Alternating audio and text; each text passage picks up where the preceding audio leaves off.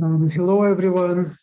My name is Evgeny Fix, and I'm one of the curators of the Yiddishland Pavilion this year, together with Maria Waits, who will be also speaking today.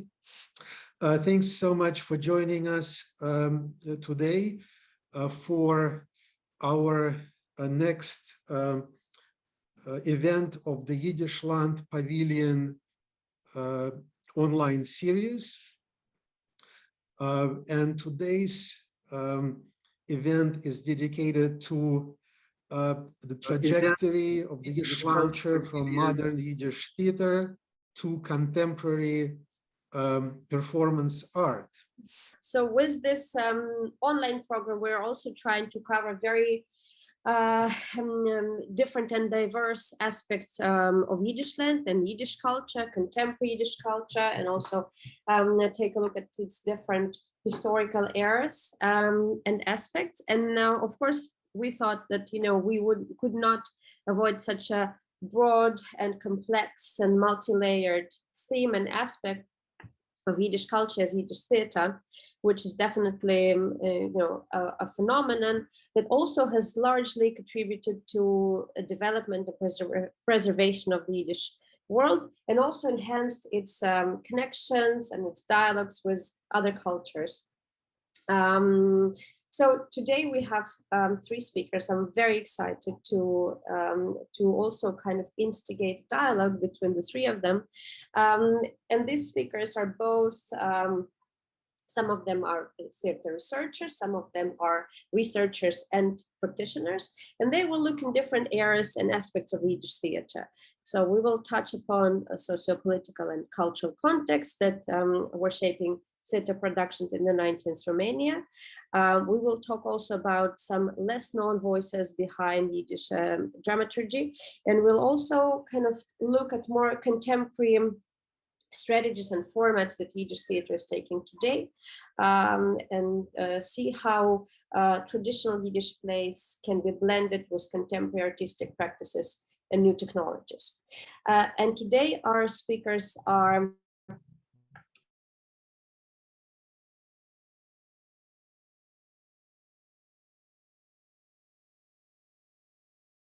'20s modernism with a focus on performance and design.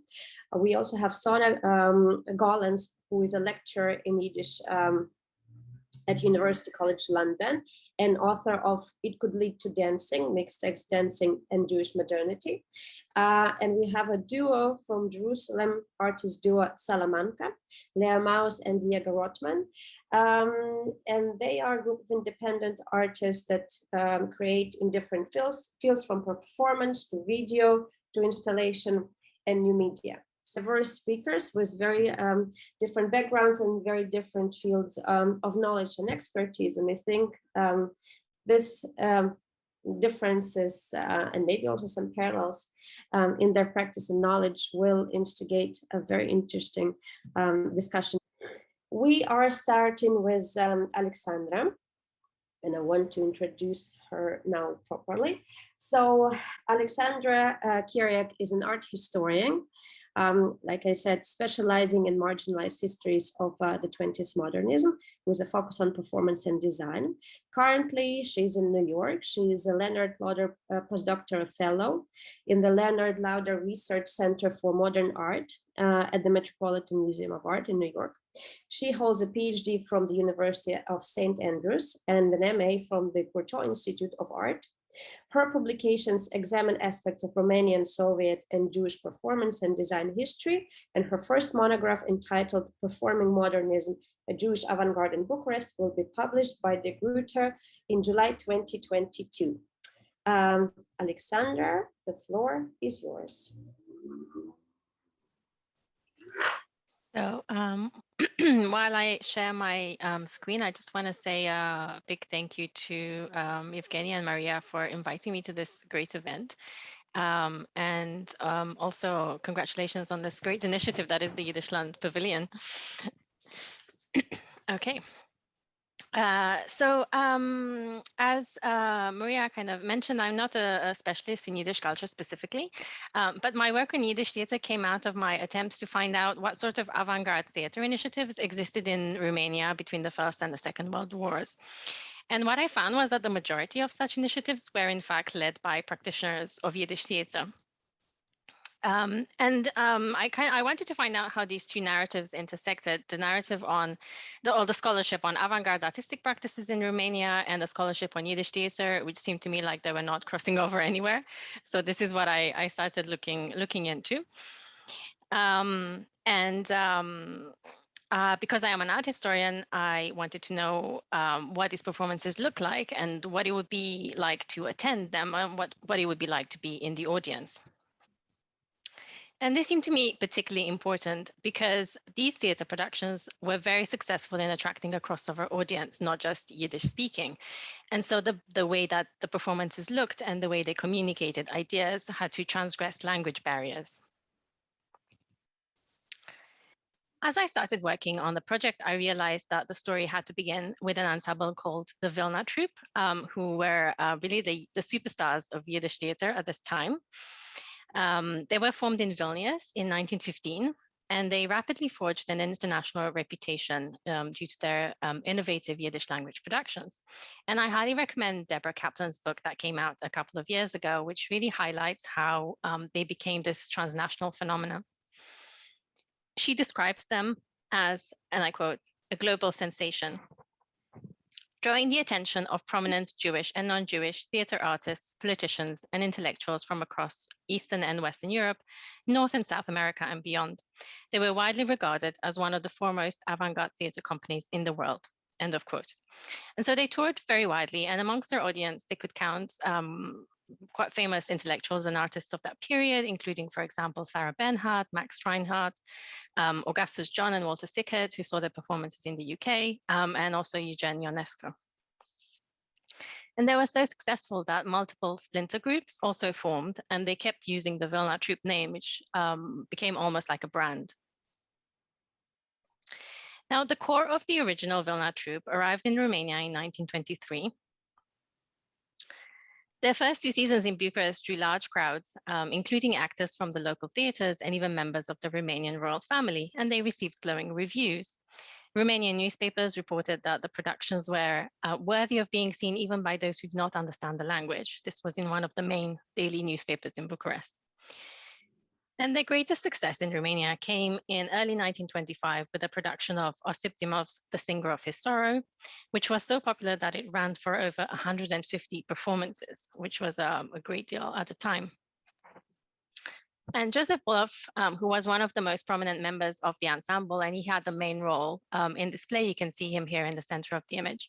I don't know if you can see my cursor, but this is him. He described this moment, he described this triumph and the troops' reception in Bucharest as follows.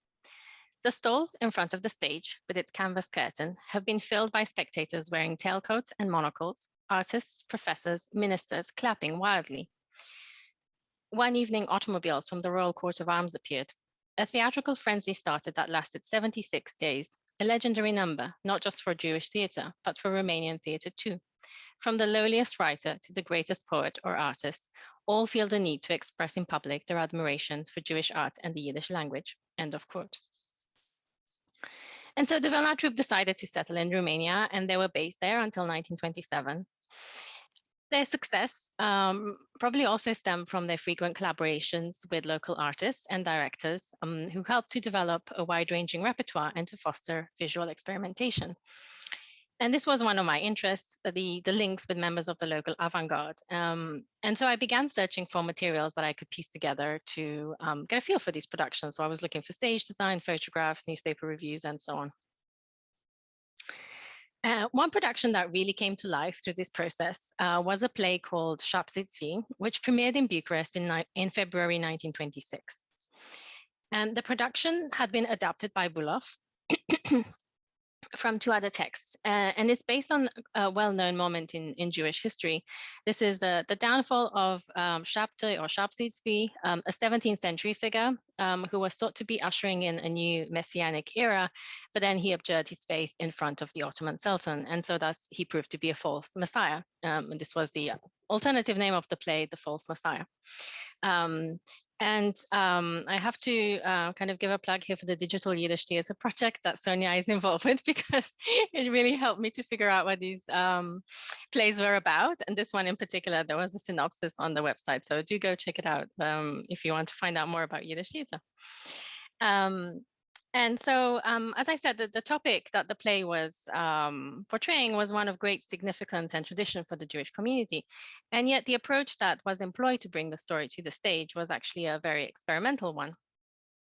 And it was a collaboration between the Vilna troupe and a Jewish Romanian avant-garde artist called Max Herman Maxi. The production had a great success and was described as being, and I quote from a review, a true poem of light and color. But until recently, it might have been difficult to imagine what this meant. I knew of 3 surviving designs by Maxi that were located in the collection of the Romanian Academy. And then I began following the trail of the other people involved in this production. And the breakthrough came when I realized that photographs of the production were part of the Joseph Bulov Jewish Theatre Archive, housed by the Judaica Division at Harvard's Widener Library. They've been there since 1987, when they were bequeathed by Bulov's partner, the actress Luba Kadison. And Bulov and Kadison were part of the original nucleus of the Vilna troupe. They were married in 1925 in Romania, and then they emigrated later on to the United States. And so the collection at Harvard documents their international career and their life after settling in the United States, as well as holding many clues to the Vilna troupe's time in Romania. This is also where I found this really wonderful photo of Maxi and Bulov together on stage, looking rather gleeful. So I guess I think maybe this was after the opening night, which was a success. And according to Luba Kadison, she said that the leading personalities of Bucharest came to see this highly stylized, surreal production that took the Vilna troupe still further away from its earlier realistic style. The response was overwhelming, end of quote. And so discovering these photographs was really an incredible moment for me, because I was able to juxtapose them with the designs and to get a very detailed image of what the production actually looked like. Here we see, for example, Joseph Bulov in the title role, standing in the center of the image. He's outside the gates of a city as his followers are prostrating themselves. We have this metropolis, which is rising up behind him.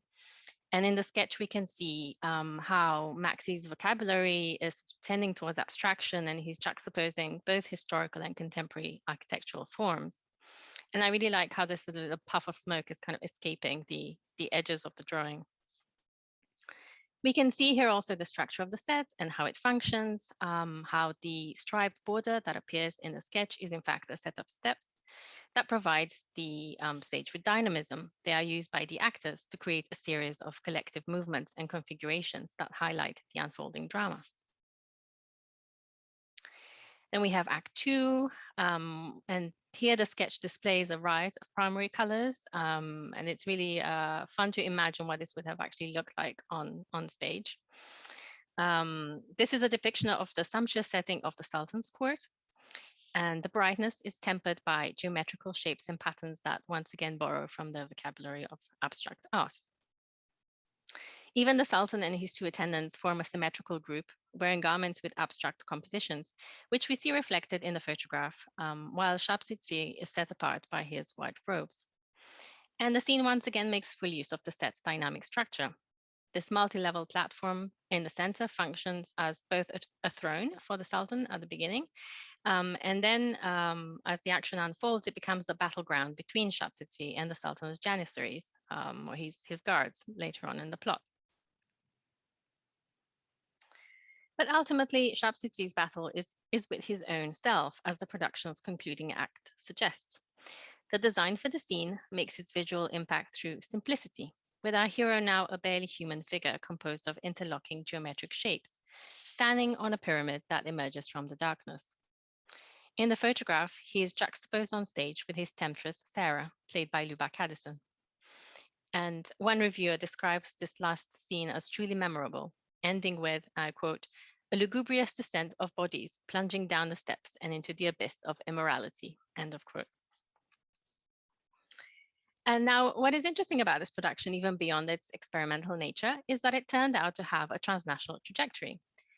Shortly after achieving great success with the play in Romania, Joseph Bulov relocated to the United States, where he staged a revival at the Jewish People's Institute in Chicago in 1927. He collaborated with the Chicago Dramatische Gesellschaft Yiddish amateur theater group, but he kept Maxi's stage design and some other aspects from the Bucharest production, including the music.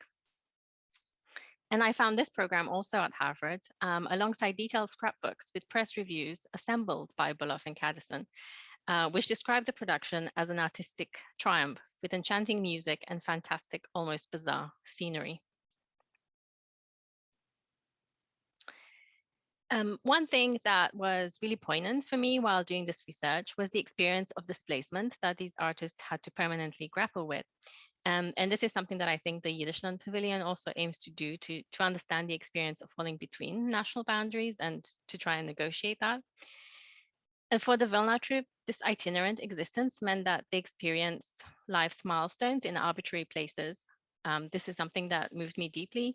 For example, Cadison and Bulov were married in 1925, in between performances while they were on tour in the east of Romania. And then the following year, one of the troupe's main players, Judith Lares, collapsed on stage and died of peritonitis also while on tour. And the troupe had to bury her in the Transylvanian town of Arad, but they emblazoned the Vilna troupe's logo on her gravestone, perhaps in the hope that they could preserve some fleeting remembrance in this way. In Romania, the Vilna troupe also collaborated with a man named Jakob Sternberg, whose dream was to put a stop to this kind of uncertainty by claiming a permanent presence for Yiddish theater in Romania. He worked with the Vilna troupe in a managerial capacity, advising on repertoire and liaising with the Romanian authorities to obtain permits for the troupe to perform. A poet and writer born in Bessarabia, Sternberg was also an extremely innovative theater director, and he collaborated with the Vilna troupe on some very exciting avant-garde productions. Yet he could also not entice them to stay, he could not entice the Vilna troupe to stay in Romania. Conditions for non-local performers were increasingly difficult administratively and financially. And in 1927, the remainder of the troupe left the country. And at this point, Sternberg decided to create his own organization, which was called the Bucharest Yiddish Theatre Studio. The acronym for this is BITS, so I usually call it BITS. And this was with the intention of, once again, trying to create some kind of lineage, some kind of continuity for Yiddish theater in Romania. And in his manifesto for BITS, Sternberg wrote about how this lineage included Abraham Goldfaden, who began in the 19th century by creating Yiddish theater in the Romanian territories at the time. And he also mentioned how this continued with the Vilna troupe, and then presumably he sort of positioned himself as the latest in this historical trajectory. And one particularly interesting production that Sternberg created with BITS was I.L. Peretz's A Night in the Old Marketplace, a play that is notoriously difficult to stage due to its dreamlike nature and the large cast that it requires. It follows a string of nocturnal activities in a town square where the worlds of the living and the dead collide. The playful nature of the text is such that the audience begins by watching a play within a play, seeing several theatre staff on stage at work on an imminent production. And the surreal dimension is revealed in a photograph where we actually see Sternberg on stage. He's on the right of this photograph looking out at us.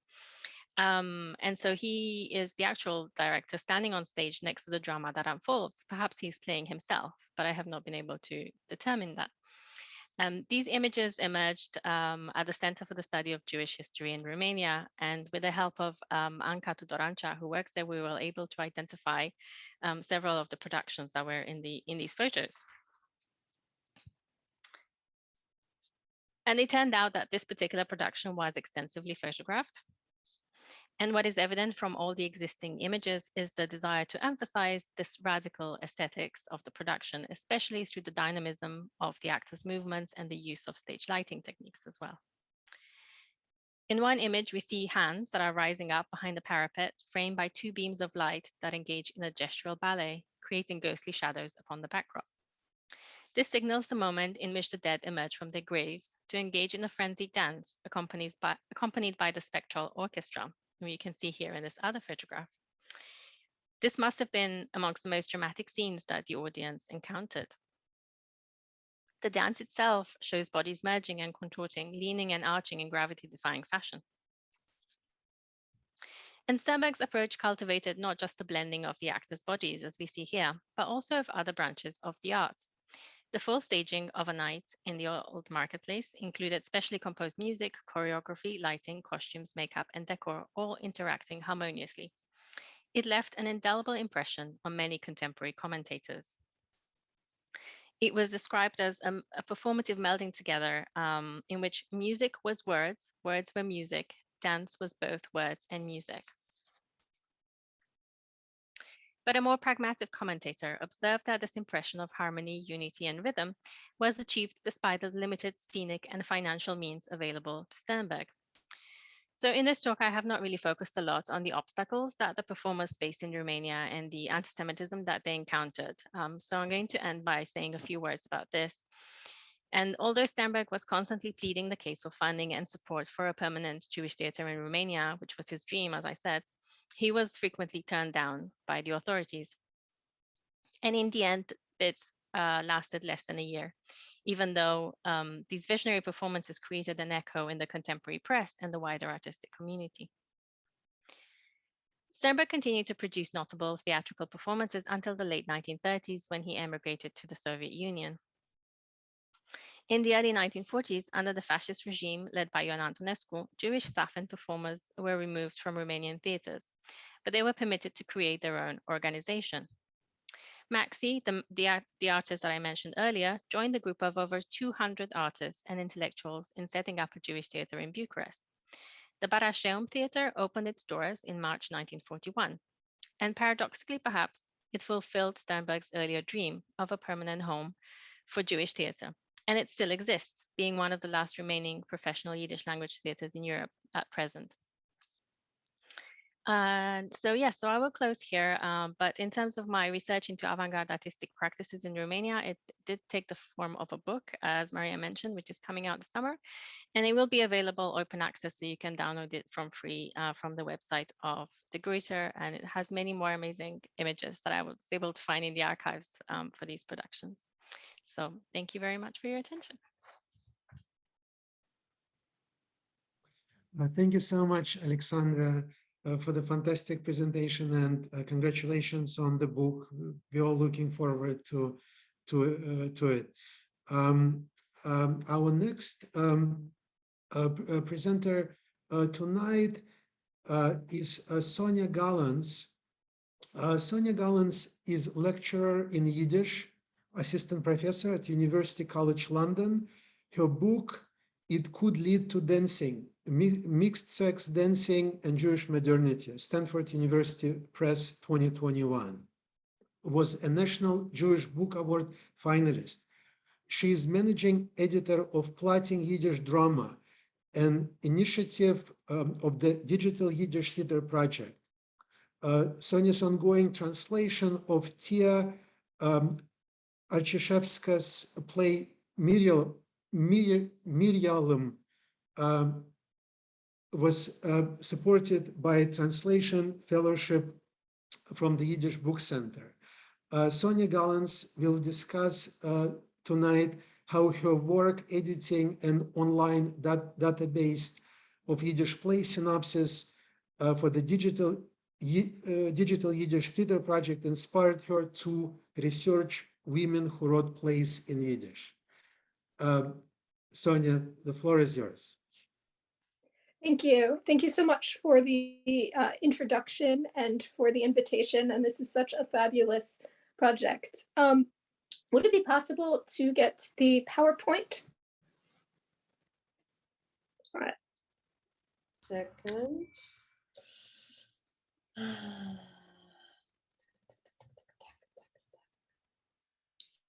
1 second. Yeah. Hmm. Okay.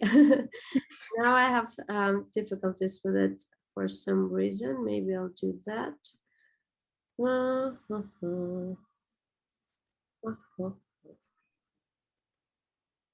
There we go. Yeah. Is it good? Yes, great. Can we spotlight me, perhaps? Let me see how to do it. I'm not so sure. No. I'm not sure actually how we can just have you and my screen all together. So maybe just the screen will be like the PowerPoint will be on everyone's screen and you'll be sort of behind it. Is that okay? If that's the best we can do. Could you try, maybe, were you able to try clicking on my image? It might be possible to spotlight me that way. Try pinning you. Okay, great. That works. I can see myself there. Okay, good. Okay, Excellent. perfect. Thank you so much, Maria. No problem. Okay. All right. So 6 years ago, I was recruited to join the Digital Yiddish Theater Project, a research consortium that uses digital humanities tools to study and share information about Yiddish theater, which we heard about from Alexandra's presentation. And could we see the next slide? Great. Since its founding in 2012 by Joel Berkowitz and Deborah Kaplan, the DYTP has published online open access essays, interviews, performance reviews, and translations by theatrical practitioners, research librarians, and scholars in higher education, who are among the world's leading authorities on Yiddish theater and drama. So if you have any interest whatsoever in Yiddish theater, I definitely recommend visiting the website. And this image comes from the website as well. When I was approached in 2016, the DYTP had a new initiative called Plotting Yiddish Drama, which would be a searchable online database of Yiddish play synopses, like Shabsa Tzvi, as we heard in Alexandra's presentation. I was invited to be managing editor for this new initiative. And we can see that an image of Plotting Yiddish Drama on the next slide. Great. At the time, I was a graduate student in the last year of my PhD, and my research focused much more on dance, literature, and gender studies than on theater. I knew there would be a learning curve, but it turned out that my status as a newcomer also gave me a helpful perspective in building the database. One of the first things we did after I joined was to write a wish list of 250 plays that we wanted to eventually see included in our database. At first, I wasn't sure how much I'd be able to contribute to the list as someone who was new to the field. When I took a look at the 250 Yiddish plays, I realized that only 2 of them were written by women, or to be more precise, they were both written by the same woman, Kadya Maladovsky, and she was the only female playwright represented on the list. And we have an image of her on the next slide, along with the icon for one of her plays that is actually on our database now. My colleagues are wonderful scholars and feminists, yet the fact that they had not thought to include more female playwrights underscores how Yiddish plays by women writers have been almost completely overlooked by scholars and are only just now starting to get more attention from translators and dramaturgs. I soon realized that one of my goals as managing editor of Plotting Yiddish Drama would be to uncover more plays by women. As a result of my efforts, approximately 20% of our current synopses are of plays written by women, as opposed to less than 0.5% in the original wish list. As I became more involved in these efforts, I decided that I wanted to write more about this topic. including a future academic book about Yiddish women playwrights. I also began looking for a play to translate. In 2018, when I was visiting the Yiddish Book Center, bibliographer David Mazauer showed me a copy of Thea Artashevska's Miriamol, a modernist play about the Holocaust from the perspective of children. And we have an image of the title page on the next slide. This haunting, sophisticated drama by a fascinating, yet now mostly forgotten writer was like nothing I had seen before. I realized I had found my translation project. Could we see the next slide? Great. So here's this title image. And it says, Thea Artashevska, Miriamol, dramatischer Zyklus in 15 Bilder. So Thea Artashevska, the playwright's name, Miriamol, dramatic cycle in 15 scenes. In my work editing plotting Yiddish drama, I have access to dozens of synopses of canonical and more obscure works of Yiddish drama. I have not yet encountered anything like Miriamol. Anthologies of Yiddish writing about the Holocaust rarely include dramatic works. Yet Miriamol stands out even in comparison with other post-war Yiddish plays about the Holocaust, since Miriamol's topic and style of narration are unique. Artashevska's play is a modernist work that deftly integrates 20th century history and Jewish folklore into a narrative about children's response to trauma. Today, I'm going to tell you about this translation project and about the fascinating life of Thea Artashevska. Could we see the next slide?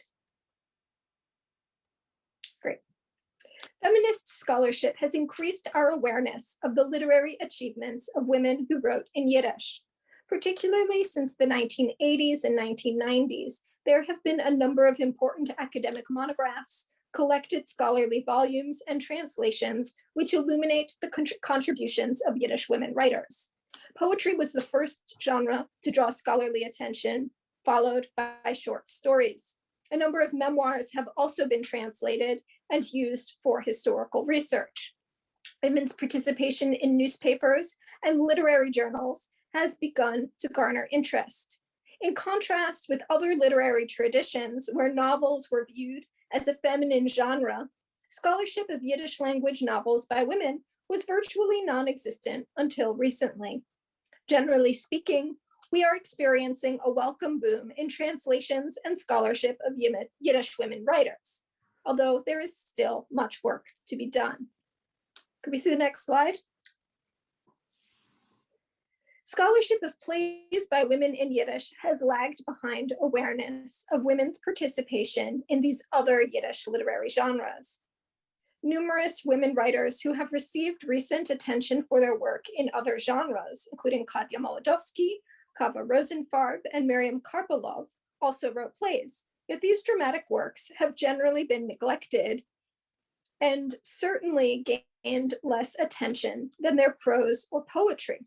Perhaps the clearest example of this discrepancy is the reception of modernist Fradl Stock, who wrote celebrated poems, short stories that received mixed reviews, and an English language novel that was critically unsuccessful. And all of this was well documented. Yet for decades, the play manuscript she copyrighted hid in plain sight at the Library of Congress in Washington, D.C. One reason for this lack of awareness could be that plays are often only published after they have first been produced, and a manuscript in the archives generally receives less scholarly attention than a publication, regardless of genre. Yet even playwrights who did publish their plays, such as Jane Rose, have languished in obscurity. Many works by women playwrights are melodramas, known as shund, a genre that has generally received less attention by scholars than works with greater literary ambitions. There is also an overall tendency in Yiddish theater scholarship to focus primarily on actresses rather than the many other ways women were involved with the Yiddish stage. Although these boundaries could be fluid, since actresses could also be involved in writing their own material. Even though women wrote plays in the heyday of Yiddish theater, and some were even produced, works by women have only just barely entered the Yiddish dramatic canon.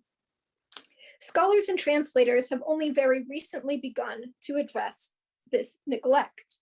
Since 2015, there have been a number of new translations of plays by women that have been performed, yet not yet published. Growing interest in readings and stagings of works by women, especially in a virtual format, and one academic article by Deborah Kaplan that discusses Molodowski's plays. My article on a play by the Schomer sisters is forthcoming in Gewev, a journal of Yiddish studies, which as far as I know is only going to be the second academic article on Yiddish plays by women writers. The Yiddish Book Center's Translation Fellowship and the National Yiddish Theater Volksbühne's Yiddish Women Playwrights series, curated by Sabina Bruckner, have also brought greater attention to dramatic works by women writers. At the same time, to my knowledge, no Yiddish play by a woman has yet been published in its entirety in translation in any language, although this situation is expected to change soon. And I would be happy to be proven wrong on this point if you know of any examples. My translated edition of Miriamal will contribute to this larger project of bringing awareness to the creative achievements of women who wrote plays in Yiddish. Could we see the next slide? 1 second. Ugh. So here we have just a sampling of some of the plays by women on the Plotting Yiddish Drama database. They're quite diverse in terms of topic.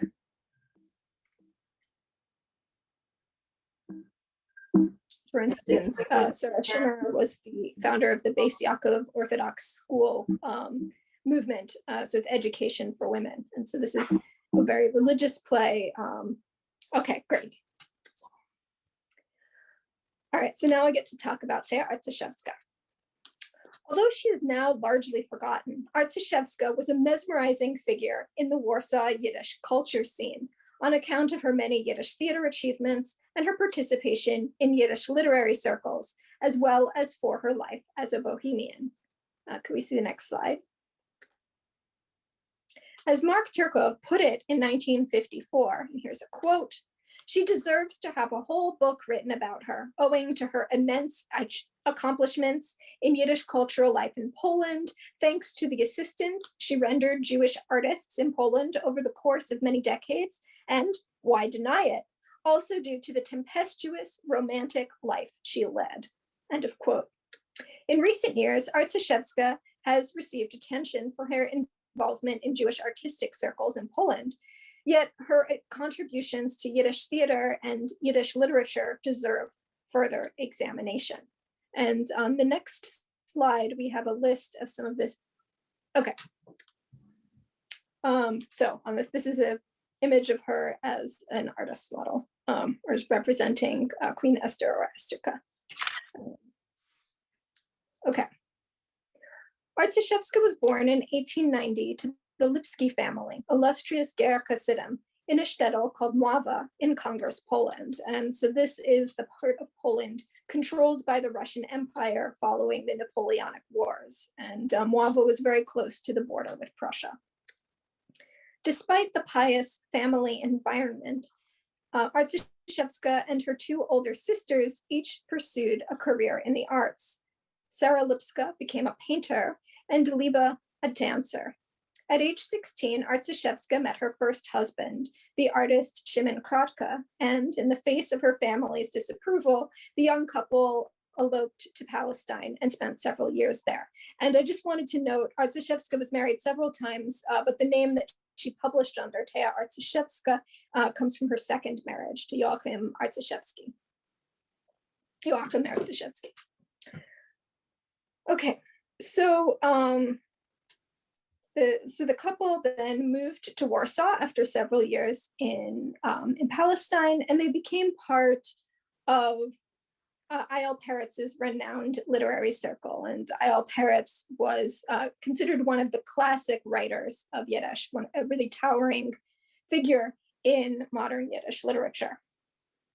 Artashevska herself recalled in 1954, and here's a quote, "Peretz bestowed a lot of his time and artistic effort on me, since he maintained that I was the one who was capable of creating and embodying his female characters on stage, end quote. Can we see the next slide? Okay, and so here we have some example, here are some recent publications about Artashevska. And so I have two pieces that I published online that are dealing with a lot of the same material I'm covering here, dealing with the play Miriamol and about her reception. But the other three articles are concerned more with her work in artistic milieus and her support for artists, such as through her salon. Artashevska was one of the few women in this social set, and a number of her contemporaries claim that the teenaged bohemians, she was about 18 years old when she became part of this social scene, that she became a muse to Peretz, who was nearly 4 decades her senior. In his book, Itzhak Leibush Peretz und das Jiddische Theater, Itzhak Leibush Peretz and the Yiddish Theater, theater critic Alexandra Chiriac claims that she, quote, was the personification of the Polish Jewish woman in his dramas, end quote. Peretz recruited Artashevska as an actress for his project to create a more artistic Yiddish theater company, and he gave her the stage name Miriam Israels, which she used starting in 1910. As she performed in plays such as Peretz's Brennt, It's Burning, which you can learn more about in the Plotting Yiddish Drama database. In 1925, she founded the renowned Azazel Theater Troupe in collaboration with such talents as director David Herman, who is the first director of Shin Ansky's play The Dybbuk, which was a great hit of the Vilna Troupe, a group that you heard about in Alexandra's presentation. After surviving a World War II, Artashevska moved to Paris and finished her play Miriamol, which she had begun before the war. Could we see the next slide, please? Right, and so here we see a sense of the trajectory for this play.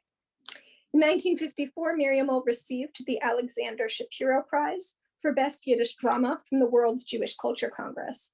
In 1958, the play was published in book form in Canada by Melech Grafstein with an introduction comprised of 3 letters by American Yiddish modernist Joseph Opatoshu, who came from the same town in Poland as Artashevska and who had passed away in 1954. So he was no longer available to write a more formal introduction at the time.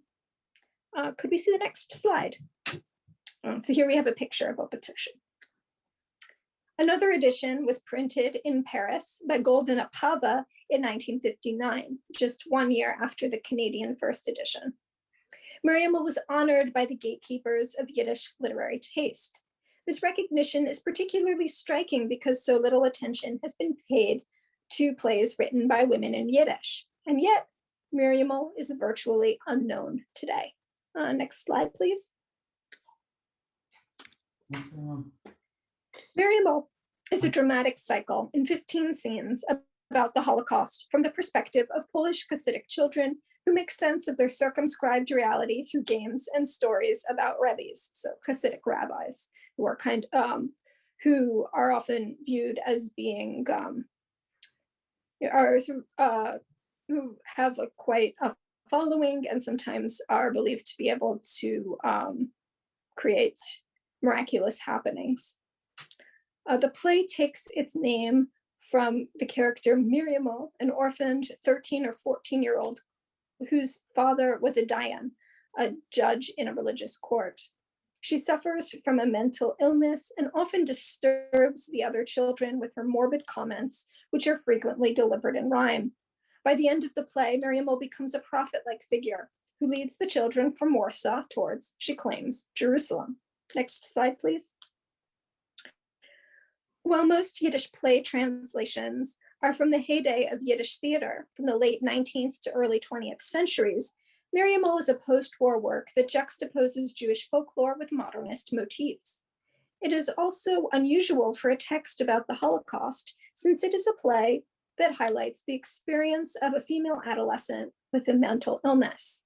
Another surprising feature of the play is that it is very vague about who precisely is persecuting the children and why they need to hide in cellars for large portions of the play.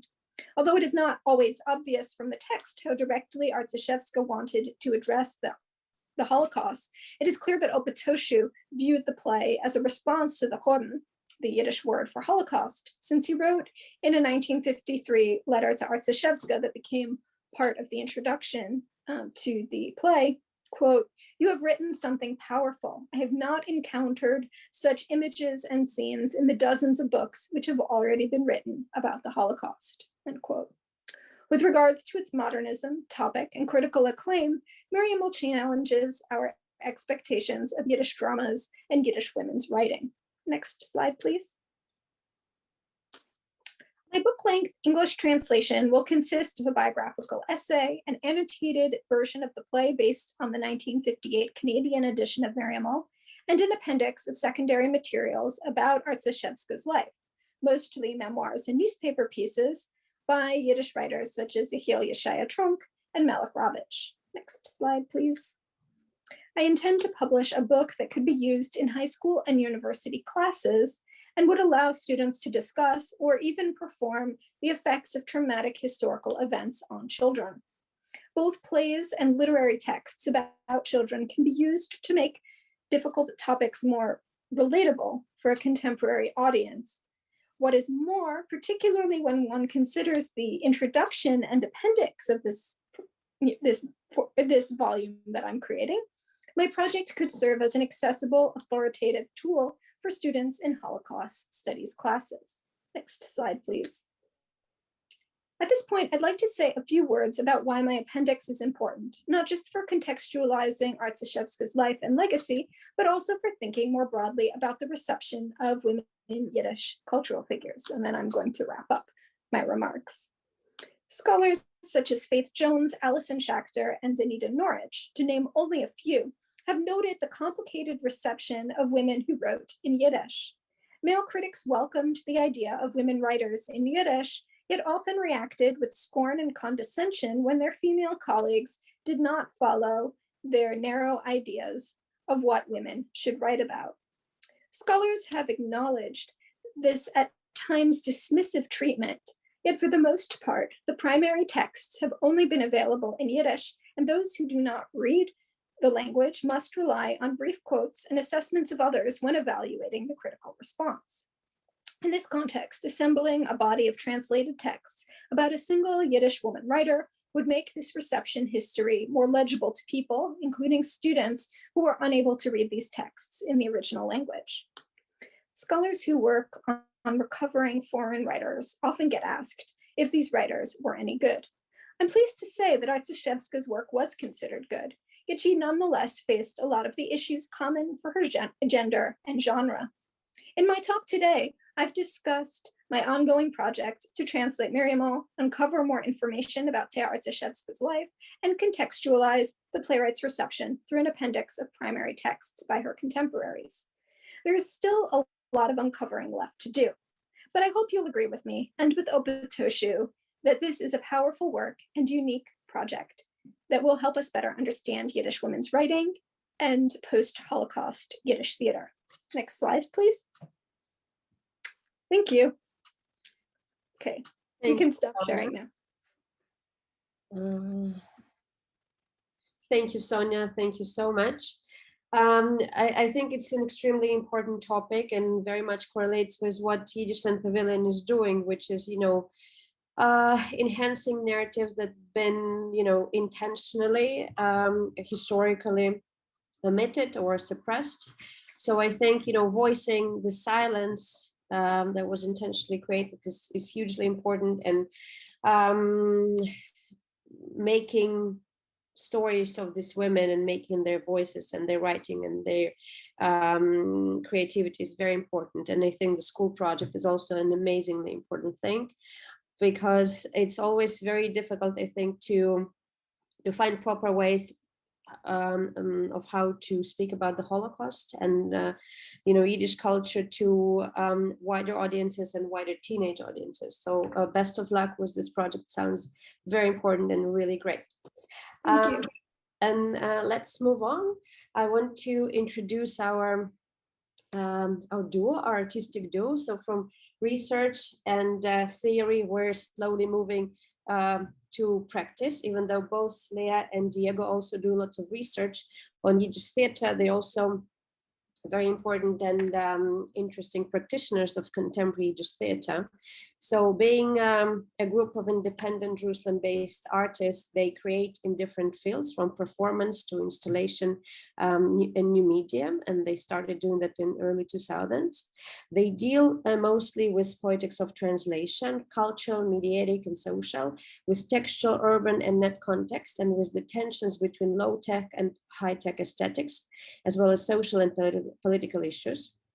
Their work has been shown globally in Israel and abroad in different venues such as the Israel Museum, Tel Aviv Museum of Art, Tate Modern, IBM in New York, Pacific Film Archives in Berkeley, Ujazdowski Castle in Warsaw, Box in Belfast, Forum Stadsplatz in Graz, Digital Art Center in Holland, and many, many more. In 2009, Diego and Lea founded the Mamuta Art and Media Center, which was located at Daniela Passal's house between 2009 and 2012, and has been operating in Hansen House in Jerusalem since November 2013, and is a very vibrant platform for all kinds of creative projects in theater and much more beyond. So Lea and Diego, we're very happy to welcome you here tonight. Please, we're ready for your presentation, your talk. Thank you very much, Maria and Evgeny for this amazing project and for having us also here today and also as part of the exhibition. So we are really glad, and we are trying now to calm our dog that became very excited about our presentation. And he's big, so it's a bit problematic, but we hope it will be okay. So thank you, Sonia and Alexandra, for your great presentation. I think that it's amazing, and it's always fantastic to hear about new projects on Yiddish theater and about both projects that are absolutely fantastic. So waiting for your book, for both books. So now we start with our talk. Our talk is going to be mostly about the projects that we were doing relating to Yiddish. So actually the very first project was a small intervention in the street done 20 years ago, and was as part of the local elections. And it's very simple. We just took Sholem Aleichem's portrait and we printed on newspaper in a very colorful way, and presenting Sholem Aleichem as an alternative to those impossible politicians of that time. As a candidate. Yeah, as a candidate. For prime minister, and we put that in the different streets in Jerusalem. It was written on February 6th, Shalom Aleichem. And of course, deal with what we think also about Israeli politics at the time, and perhaps today as well. It was dealing also with a political party called Shalom Achshav, with the same font. We're not going to enter into that, but it was 20 years ago. And after that, actually, our first project dealing with Yiddish that was related in a way also to being a student at the Yiddish department here at the Hebrew University was Albatross 2003. And that was a very important project for us because we had the opportunity not only to deal with the modernist Yiddish poetry that actually didn't have a stage here in Israel at that time, also maybe today it has a little bit more, but it was presented following an invitation to present a new work in the Metula Poetry Festival in Israel, the most important festival for poetry, for Hebrew poetry. Hebrew poetry. So it was a way, in a way, also to include Yiddish literature and a contemporary performance in Yiddish in a setup that actually was bringing for the first time Yiddish poets like Uri Tzvi Greenberg, Peretz Markish, Leiles, and Sutzkever. So we are not going to show and to talk about that, just to make a very brief overview. The next project, we were invited by Ilana Zuckerman, the director of the festival. It was a translation of Sutzkever in Hebrew, so she said, maybe you continue your work in Sutzkever, and we made a very important project for us that was Elephants in Metula Nights, following Elephants by Night by one of the poems by Sutskever. It was important, I think, also because we had the honor to meet Sutskever, to come to visit him, and to not to perform, but to work a little bit with him on our work. And it was very successful for us, again presented in Metula.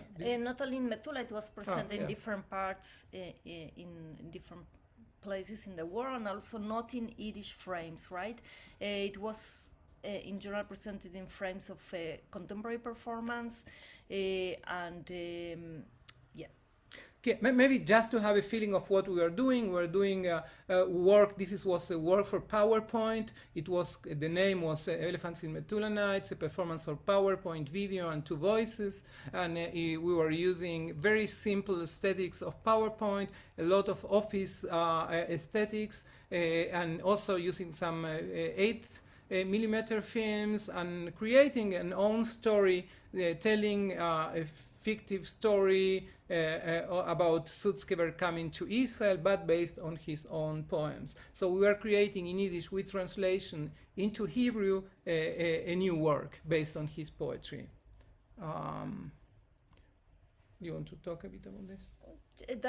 We were invited also to do a residency in Vienna for an exhibition, and we took the film East and West, and we did a film translation that was a kind of continuation of the film, where Diego was the grandfather of the grandson of the prime character of the original film, and I was a Mossad agent following him because he's a kind of anarchist Yiddish, and so will not enter again. No, but yeah. I want to say, thank you. I want to say that we also, in general, when we deal with Yiddish in terms of in Israel, we are also, as we were talking before, both Sonia and Maria, about those silenced voices, and also Yiddish that was silenced in Israel. And Diego also wrote about Yigan and Schumacher. He also has edited a book about them. Wrote a book about them. So we use this also in order to deal with different cultural politics and politics here through what happens to Yiddish in Israel. Yeah, just only about the work is also, of course, in dialogue with that work, with Molly Pecan, and dealing with cross-dressing from a contemporary approach, reconstructing scenes, again in Yiddish, but also Yiddish with subtitles, actually not subtitles, with, it's a silent Yiddish film, so it was a translation of a silent Yiddish film again, and now we come to more contemporary things that are related to what is being shown actually at the Yiddishland Pavilion, and we are going to talk how we actually what we are doing today, and what we are doing is actually inspired and related actually to my scholarship on Yigan and Schumacher. And it came from the fact that Yigan and Schumacher were actually working also with puppets for a long period of time, mostly in Europe. And this amazing photograph was very present into our life for a long period of time. And we are very connected to Yigan and Schumacher. Also, our kids are connected because they are hearing about them. And so they're part of our life for many, many years. But the most amazing thing for us was the fact that actually they were performing also with puppets from themselves. And that was something that really, really attracted us. Why they are performing with their own puppets? What does it mean? It's a type of doubling of themselves. That it was also touching our own practice and our own interest.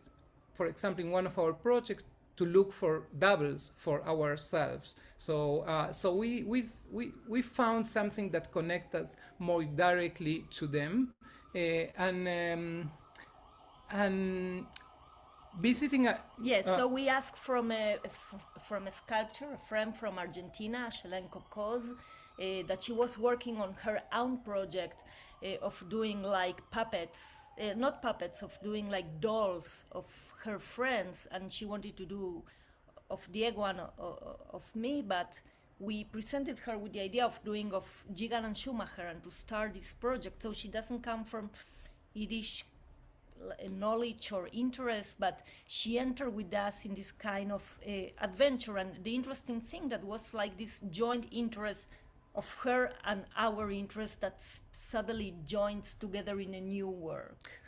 So for us was a possibility also to approach research from an artistic practice. We were not really, and we still don't know what are we doing, but we know that it's something that interests us. So suddenly we are in a way reconstructing we are making not Gigan and Schumacher themselves as puppets, but we are but we are reconstructing Gigan and Schumacher puppets of themselves.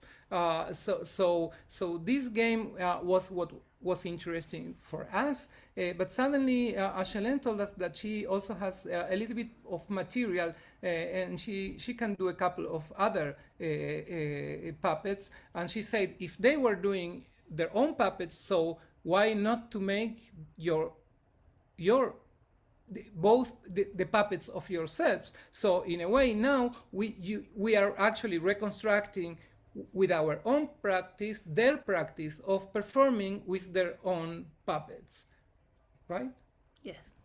So that's the beginning of the story. So suddenly we have two puppets of Gigan and Schumacher, and we have two puppets of ourselves. That the idea is that actually we are manipulating Gigan and Schumacher, but Gigan and Schumacher are in a way able to manipulate us as puppets. So from there is just the beginning of this project, and we created one performance lecture that was... Yeah, I want to say that a performance lecture that they are based on lectures that Diego have written and perform as a scholar in different frames. And for example, in this one, our puppets are giving the lecture, right? It's an academic lecture, and also Gigan and Schumacher, about Gigan and Schumacher, and they appear. And yes, you want to say something? No, I want to say that it's actually an academic lecture that was done.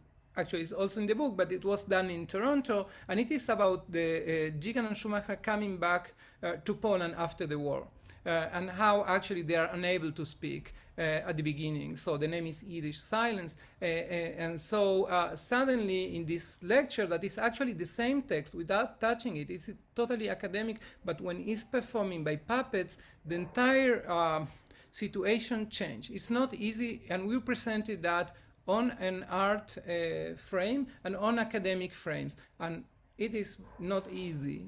Sometimes it's very strange to present as puppets in a academic symposium. But so this is what we are also working on. And as part of this talk and performance, we also reconstruct a fragment of a film of Gigan and Schumacher escaping from the Soviet Union.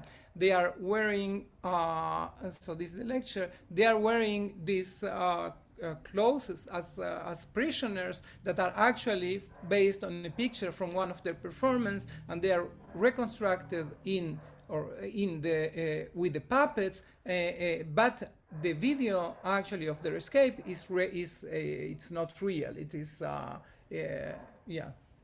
it's a reconstruction. It's a reconstruction. No, but it can be based on documents. But, yeah. But no, part is based on documents and part not.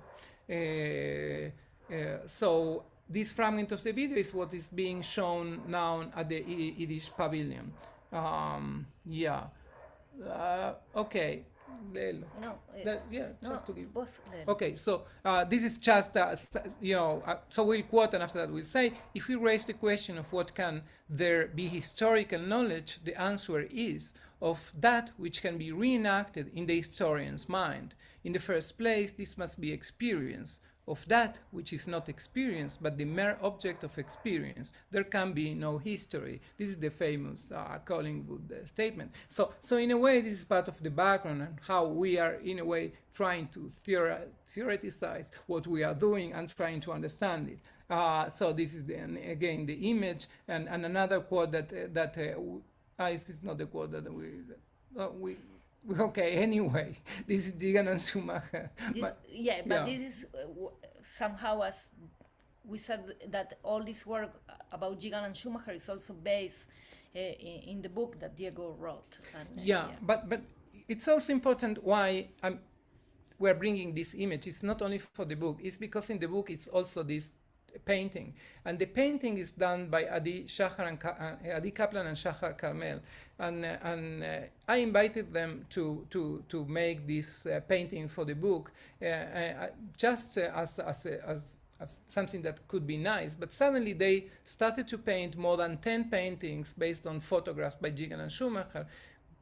But looking to their work, I understood differently my object of research, because suddenly I saw for the first time Gigan and Schumacher in color, and it looks like something very simple, but actually it changed totally the way I understood their work. And just an anecdote, they said, okay, Schumacher has brown eyes. And I say, yeah, you are sure? I don't know. I will ask Lydia Schumacher, Schumacher's daughter. And I asked her, and she said, no.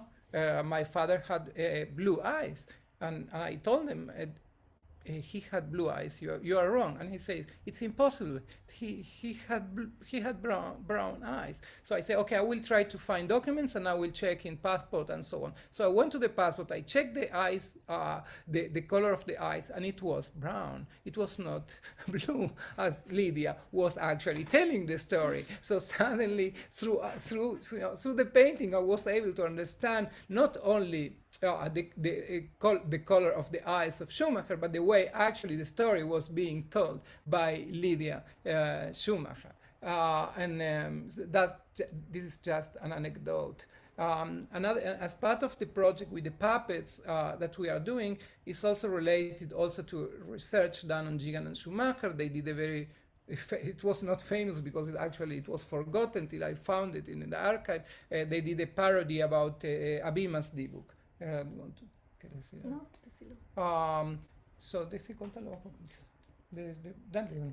So actually, the Rebbe is Ben Gurion, and Gigan, he's dressed as Hannah Robina playing Leah, and Leah is Medinale, that the D-book of the Ole Hadash, of the new immigrant, got inside her, and the Rebbe tries to get the D-book from Medinale. Medinale, you know, it's like little country, referring to Israel, right, in the beginnings. So you see Gigan and Hannah Robina and Schumacher and the Rebbe. I don't know who played the Rebbe, perhaps you remember. So yeah, do you want to pass? So it is an amazing parody, and it is very political. It's very critical against Ben Gurion and Mapai and so on, the political party that Ben Gurion belongs to. You see here a bit pictures. But always, actually, we are very attracted by this scene, and we always wanted to reconstruct it. So we'll show 10 seconds. I don't know if I share the. Do you see video? Do you see video? Yes? No? Just a second. Yes. You see the video playing? Yes? Okay.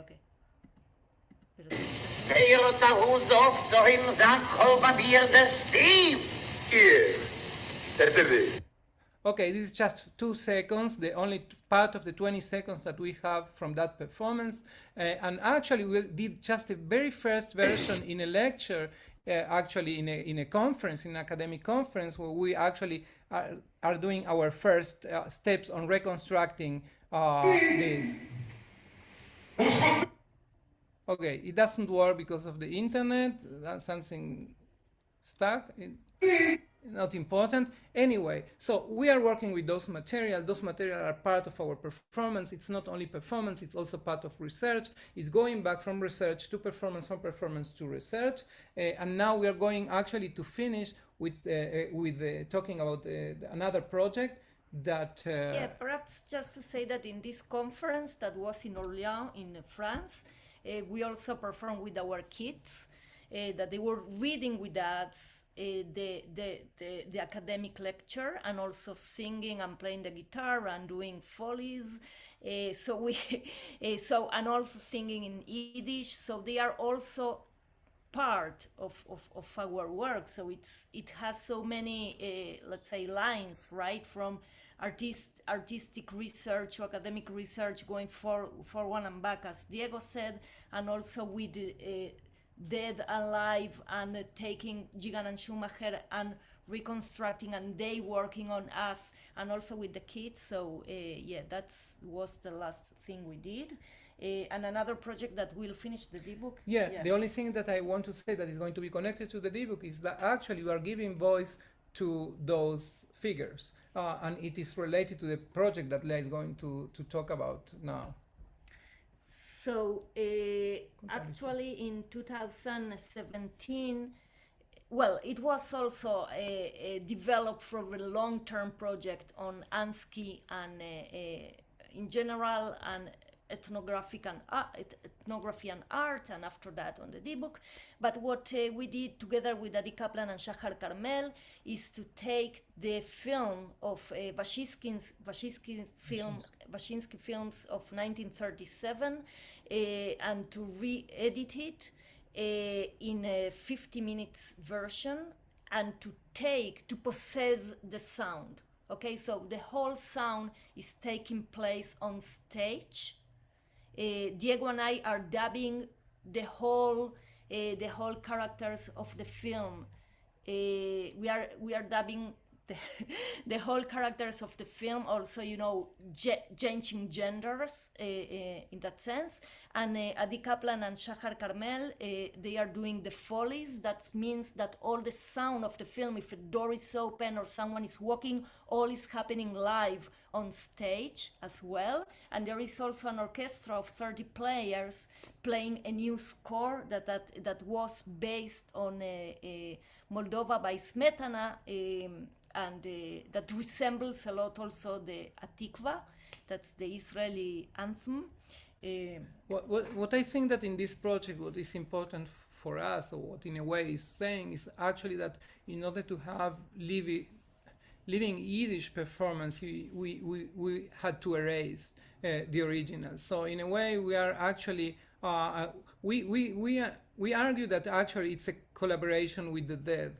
We are performing together with the actors, former actors or former stars, or the stars of Yiddish theaters that are maybe not living anymore, but they are actually coming to life thanks to this collaboration. And it is in a way for us as performers amazing, the moment when we are able to synchronize our voice, our text with the lips of the original actor. So it is a moment. It's a moment of type of communion. I don't know if it can say that, where actually it is happening, and of course it's related to the D-book, but it is in the negative way. It's the living possessing the dead, and not the dead possessing the living. That it is actually how the D-book phenomena works. So I'm not going to talk about that. This is just the photo of the archive, because in a way, if Leah in the original play is going to the cemetery to invite Honen, the dead, to dance with the living, in a way, this is what we are doing with the actors of the Yiddish films. We are going to the archive, to the cemetery, in order to invite them to come back and to play with us and to be again alive, all together in the same performance. And this is what is happening, at least for this hour, the hour of the performance. So this is about the lips. And there is a short 2 minute film. Yeah, I just want to say again that the work was shown in the Jerusalem Film Festival or the Israeli Festival or abroad in different frames, and not and public, also very young public is coming to see it. It's part of the contemporary performance work that's being done today, and that's what interests us as well. Yeah, what is just to finish before we finish? I think that of course, it's important to mention that most of the public doesn't understand Yiddish, and it's actually able to watch the performance or maybe to read the Yiddish through translation. They are hearing, of course, but anyway, the Yiddish is alive in the performance, and as in the D-Book phenomena, and I wrote an article about that, but I didn't think about this before.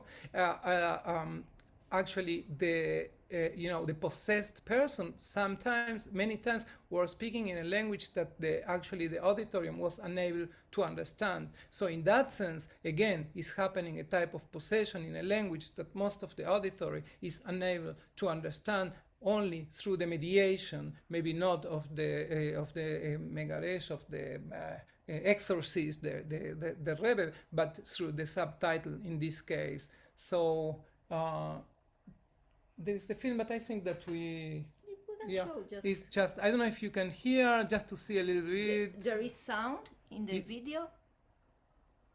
Before that, I don't know. If not, it has no sound. I will. So let's see. Let's do like this. Just a second. No.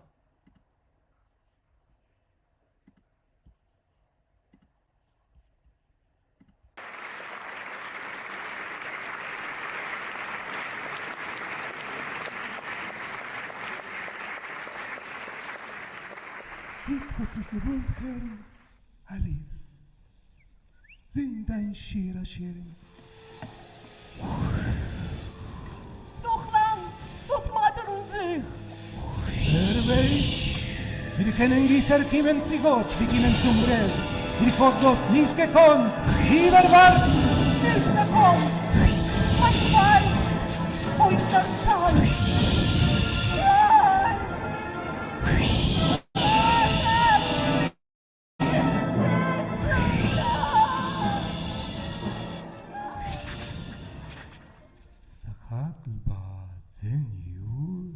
Tatenju, ich will euch zählen Geld.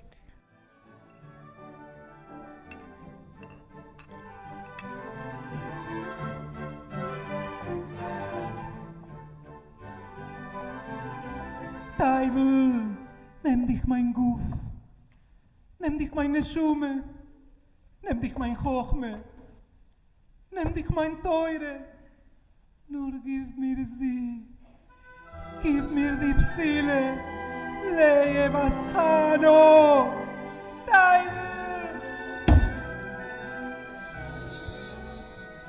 Teufel, gib, ich verschwör dich, helf mir!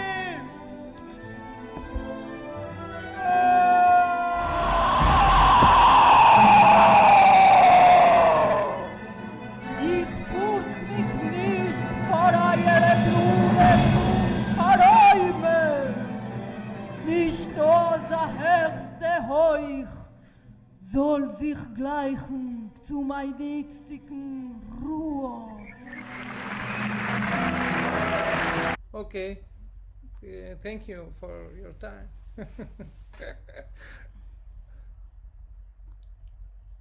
Thank you so very much. I'm encouraging our audience to type in some questions for all of our speakers. And since I don't see any comments or questions so far, I have questions for Lea and Diego, just to maybe start the conversation, to be the first questioner. I was wondering, your input and contribution to kind of preservation and development of Yiddish speaking discourse and Yiddish theater in Israel is immense. It's hard to kind of underestimate it. I was wondering, we all understand and we all know that in Israel, Yiddish was suppressed for years, and that was always kind of associated with the Hasidic communities. So I was wondering whether you guys have, faced any obstacles as performers, as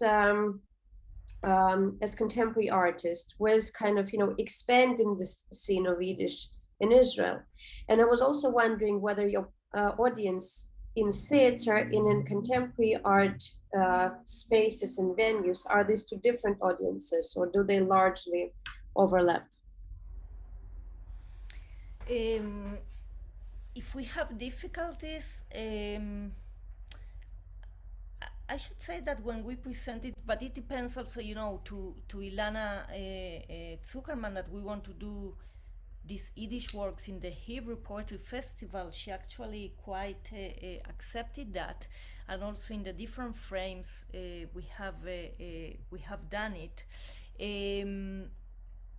Our work also, in general, has we might say a political insight also. So that sometimes might be, but not related to that might be obstacles sometimes, but not related so directly to the Yiddish works. In terms of the audience, because in general we perform in frames of contemporary art, so it's the audience is the audience of contemporary art or theater, and Alexandra, regarding the D-book that you are asking if will be new performances, so we are doing this version with the orchestra again in Kaunas in October, but we have done 2 months ago a new version with one musician, so we are now only 6 people on stage. And it worked lovely. It's much more intimate. So it's, we have this great spectacle with the orchestra, but also the same version with the follies and the dubbing, but with one musician that he's also a genius. And we hope that we'll be able to travel more with this version, because it's very difficult with the orchestra. It's very expensive. Diego, do you want to add something? No. Yeah, thank you for the questions, Maria and Alexandra. Thank you. Any other questions? I also then have a question to Alexandra. I see artist Ofri Lapid among our audience, and Ofri Lapid is also a participant of Yiddishland Pavilion as an artist. And as a part of her project, she does pretty extensive research on German plays in Yiddish in the 20s and the 30s.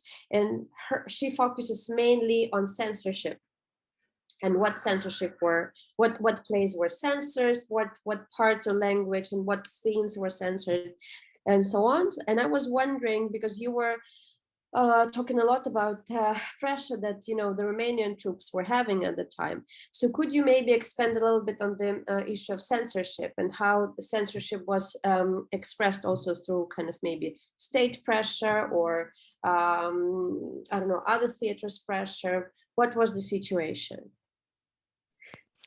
Thank you. That's a great question. So I haven't kind of focused so much on that, but when I was looking at, I went to the National Archives in Romania, and I was looking at all the paperwork that was required in order to produce these plays from like the Ministry of the Arts, for example. And so there may well have been maybe censorship to do with the text. I'm not aware of it yet. Maybe I will find out more, but there was definitely this kind of I don't know how to call it, these ways in which the state could control, what was happening, and there was a lot of many authorizations were needed in order to be able to perform, for example. So the manager of the Vilna troupe, which was Stenberg at one point, he was having to submit all this paperwork about exactly who was in the troupe, what the repertoire was going to be, where they were going to go during the tours. And so they would obtain, they would either be approved or denied this kind of authorization to do these performances. And the other way in which, in maybe not a very obvious way or direct way that the censorship worked, is the fact that these troops were not allowed any kind of financial help or any kind of subsidies, for example, even when they were acting as local troops. So Sternberg tried to do this kind of administrative hocus pocus a little bit, where he registered the Vilna troop for a few months as like a Romanian troop, because that way they could pay less taxes. The taxes were very high for external performers. But for some reason, I don't know why, it did not work. So they went back to being the Vilna troops and performing as a foreign troop. But yeah, so I think that was one of the the issues that they were confronted with, was also this lack of like financial support. And even though Romania had a large kind of Jewish minority at that point, there was no like attempt to have some kind of a state Jewish theater or some kind of permanent organization until the 1940s. So yeah, maybe I can ask some questions, as I have the I'm speaking already. So I have a question for Sonia, which was to do with these, whether you know much more about when these plays by women were performed and what the response was. So like in the contemporary fashion, when they were written, where did they have some performances immediately, or did they wait for a long time before they were on stage? And what was the kind of general reception of them? And sort of a question or just an observation maybe for Leah and Diego. I didn't get a chance to mention this. I had it at one point in my presentation, but basically after this Bucharest Yiddish theater studio closed, Jakob Sternberg then began to make these to work in this review theater, almost like of this vaudeville cabaret style performances. And this was actually in the 1930s, when the situation was becoming worse and worse. And I found one production that he put on in 1933, where he even has this like musical number where he's making fun of Adolf Hitler, who gets into a fight with Charlie Chaplin. And it's based on the story of like David and Goliath, apparently. This is what I read. And so I became very interested in this use of parody or satire in order to deal with very difficult political and social events.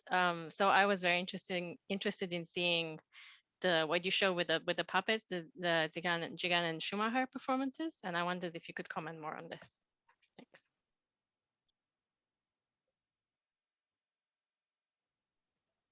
Thanks. Thank you so much for the question, Alexandra. Was your question more about recent performances, or? No, I was wondering more like the periods performances. So if any of the playwrights were active like in the interwar period or after in like the 50s, for example, if they had a chance to actually see their plays performed. Thank you. So I haven't done an extensive study on all of the performances, although, for instance, I know that, so I have this article coming out about the Schomer sisters. So that's Miriam Schomer-Zunzer and Rose Schomer-Bachlis. And they had several plays, and they're from this family that was particularly known for their Schund plays. The father was the most prolific and famous writer of these sorts of trashy melodramas. He went by the name of Schomer. And all four surviving children wrote plays, none of which has really been studied, although that's what I'm working on now.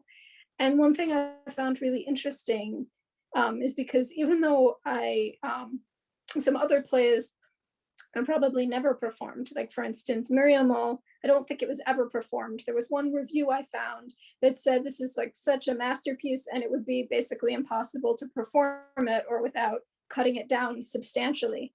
But there were several of these plays by the Schomer sisters were actually performed, and with some famous actresses, like for instance, Molly Picon, who we heard about in Diego and Leo's presentation, was in their play, The Circus Mädel, The Circus Girl.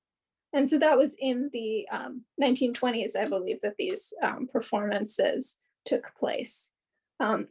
So I think, my general sense is that a lot of the lack of knowledge of performances of these plays is not necessarily a reflection of a desire to not perform or not know about plays by women, although certainly there was there was misogyny in the Yiddish literary establishment. There's a piece that Faith Jones published in Ingeweb earlier this month with a companion piece by me about Artashevska's reception that shows some of the gendered ways that male writers and critics wrote about female colleagues.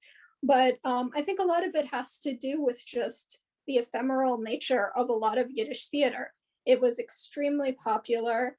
There, you would have immigrant Jewish audiences, working class, going and attending theater night after night on 2nd Avenue. A lot of these plays were not particularly ambitious in terms of literary quality. They didn't necessarily have a huge budget, but the people would come and attend these performances and it spoke to them. But a lot of times these productions have not gotten as much attention. They're often not published. People haven't written about them. They're not translated. And so when women were involved in these same forms of cultural production, it makes sense that a lot of these plays would also not get more attention. So the gender is a piece of it, but some of it also has to do with just the nature of popular theater and theater scholarship. Thank you for the question. So thanks, Alexandra, for the question. Actually, Gigan and Schumacher, they started as well as a very modernist and avant-garde theater in Lodz with Moshe Broderson as director. And when they moved to Warsaw in the beginning of the 30s, they started to make political satire. And also they have actually is Moshe Pulaver, one of the members of the troupe, who was actually making also a sketch about Hitler. Also relating also to Chaplin, but also other stuff relating to Hitler himself. And you saw, I think, also in the puppets, one puppet, but this is late. So they are very similar trajectory in a way. So it is on the book, in the book.